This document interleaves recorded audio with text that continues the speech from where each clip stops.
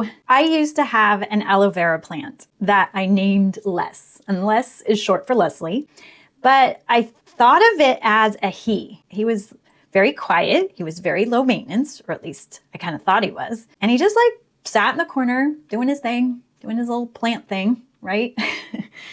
But over the years, life got ahead of me, right? I had kids and I got distracted and the watering kind of fell apart and Les died. And I actually felt really bad about it because, Les was a real living thing, right? I was thinking about this recently. We don't just name living things though. We do it with objects that have never been alive at all. I have a friend of mine who has a 1969 Chevy Camaro that she named Fiona. I love it.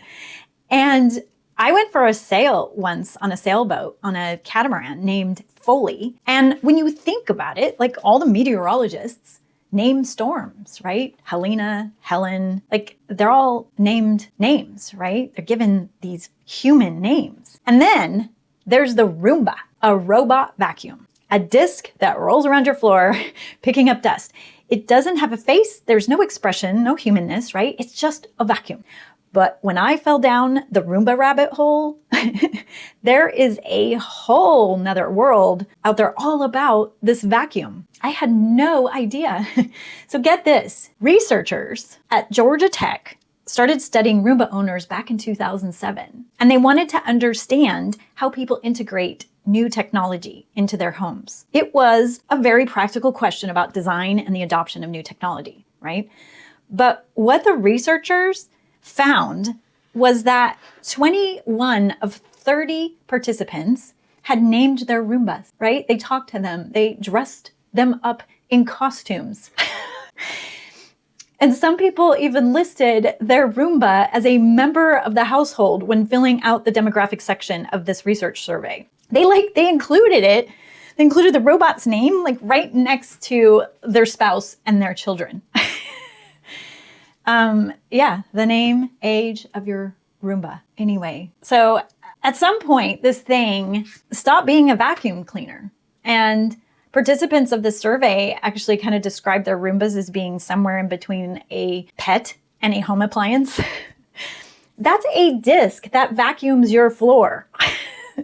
So why? Why is this happening? Why do we project personality onto things that actually don't have one? Right? I wanted to know. So turns out it's how human brains work. And researchers have been studying this for decades, and they have a word for it. It's called anthropomorphism. And anthropomorphism is our brain's habit of giving human traits, personalities, feelings, even names to things that aren't human. And this is fascinating to me. There's a whole area of the brain called the fusiform face area that's incredibly sensitive to anything that even remotely resembles a face. Research has shown even simple arrangements of shapes can trigger it. Like just two circles and a line can be enough. Your brain doesn't need a full perfect face, but it's constantly scanning your environment for subtle cues like those two circles and a line, right?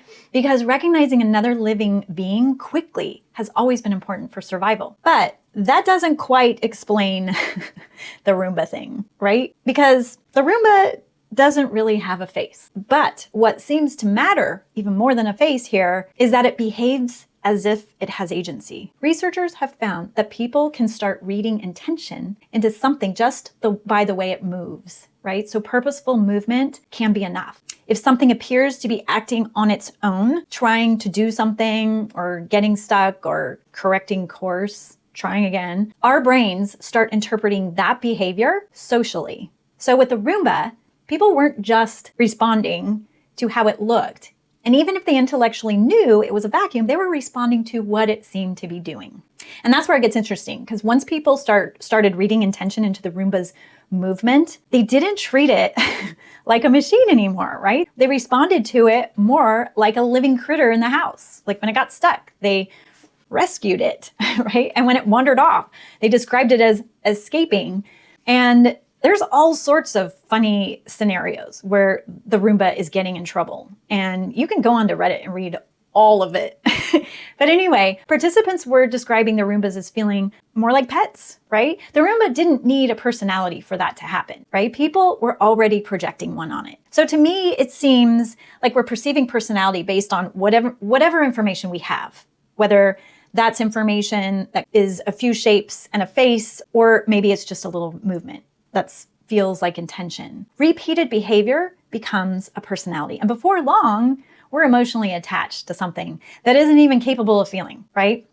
So something else that was interesting to me is that researchers found that people form similar attachments to all kinds of things. Our brains are constantly trying to make sense out of what we're seeing. We're constantly asking, is this alive? Is it doing something on purpose? Can I predict what it's about to do? Right? And when something moves in a way that seems self-directed, we're surprisingly quick to read intention into it. And this is why anthropomorphism in branding is so fascinating to me, because once you understand that people naturally look for faces, intention, and personality, it becomes easier to see why certain characters and brand cues can feel oddly compelling, because it taps into a tendency our brains already have, right? We naturally look for signs of humanness, and we naturally assign personality in order to complete the story in our head.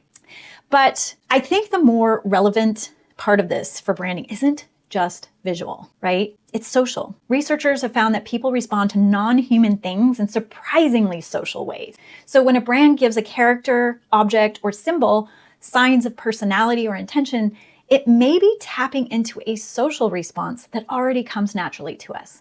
And one of the clearest ways brands do this is through mascots. A mascot gives people a familiar face or character to connect with. It can embody the personality and values of the brand, but it also does something more than that. It creates a bridge, because a business really can't always show up as one consistent human face in every single location, right? Or every single interaction. But a mascot can. It gives people something recognizable to connect with again and again when they interact with that brand. And I don't think mascots work just because they're cute or they're cool or they're visually appealing, right? What makes them effective is they give people a quick way to connect with what a brand stands for. They make something abstract feel familiar through their humanness. Take Quack Car Wash, a national car wash brand, for example. So I've worked with this brand directly since they opened their first location. So I've had the privilege of helping shape how this plays out in practice, right? The duck isn't memorable simply because it's cute, although it is kind of cute. It's memorable because it represents something. Ducks are social animals, right? They're protective. They stay together. A mother duck leads her ducklings, watches over them, keeps them moving as a group, right? Before anyone has explained anything about the company, the character is already hinting at how the brand wants to be perceived. Friendly, caring, community-oriented. That's what symbols do. They communicate an idea without needing to explain it, right? And this is where design starts to matter in a different way. Back in the 1940s, Austrian zoologist Konrad Lorenz described something called the baby schema. Rounded faces, larger eyes, softer proportions, features humans tend to read as young, vulnerable, and in need of care. So from an evolutionary perspective, that sensitivity makes sense. If adults are more likely to respond to those cues, right, infants are more likely to be protected. It's also one reason so many successful animated characters share those same proportions. I mean, think about all the Disney characters, you know. Those design choices absolutely matter, but I don't think they're the whole reason we care about a mascot, right? I do think they amplify what's already there. Because if the character doesn't actually represent anything meaningful about the brand, right, then all you've done is created clip art. And that's where I think a lot of businesses can go just a little sideways. They start by asking, what should our mascot look like? But as a strategic designer, that wouldn't be my first question. My first question would be, what should this character stand for? What is it a symbol of? Because once that answer exists, the design has something real to express. And without it, it's just a drawing, guys. And I think this helps explain why some mascots work better than others. In branding, people tend to make two quick judgments about warmth and competence, right? When it comes to a brand. People will judge a brand by its friendliness, sincerity, trust, and good intentions. And then there's competence, which is about capability. It's also about confidence in knowing what you're doing, right? A mascot can help communicate either one of those things. But if you're trying to create connection, leveraging warmth is important. And that's why mascot design isn't just about being memorable, right? It's about shaping how the brand feels. Does this character feel warm? Does it feel trustworthy? Does it feel helpful or playful or protective or sharp and capable, right? Those signals matter because once people start relating to the mascot socially, they're no longer reacting to a random drawing, right? They're reacting to what that drawing seems to say about the brand behind it. And you can see both sides of this in the real world. When it works, people don't respond to a mascot like it's just a piece of branding. They respond to it like it's a familiar character. So M&M's is a great example of this. In 2022, the company Mars updated its spokes candies, including changes to their shoes, clothing, and how inclusive the characters felt. And the reaction was so polarized that by January of 2023, the company announced it was putting the characters on pause. And instead, the company decided to bring in comedian and actress Maya Rudolph as a celebrity replacement. Whether you agree with that backlash or not, the reaction proved the point, right? People weren't responding like these were just little cartoon candies, right? They were responding like these were characters they already had a relationship with. Quiznos is another great example of when things can go sideways. The Sponge Monkeys, if you remember those, were unforgettable, right? But they were also deeply divisive. The campaign in 2004 was bizarre enough that it also became polarizing. And that's part of why people still remember it.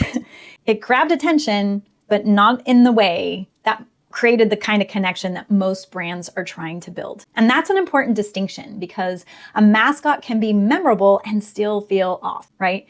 It can get noticed and still fail to create trust, warmth, or real affection. Okay, so I know, and I personally think that's the real lesson here. So anthropomorphism is a powerful marketing tool, but the goal isn't to just create a cool character, right? The goal is meaningful connection. If the character reflects something true about what the brand values, people can attach to it in a way that feels genuine and natural. If it doesn't, or if the design sends the wrong signal, right, then you may still get attention, but not the kind that you actually want. And that's a big point here. This isn't just about mascots, though. And it isn't just about anthropomorphism as some weird little quirk of human psychology, right? It's about human-centered branding. Because when you understand how people naturally connect, how they read intention, how they assign personality, and how quickly they form emotional associations, you'll see branding differently. It won't be just about what looks good, right? You'll begin to think more carefully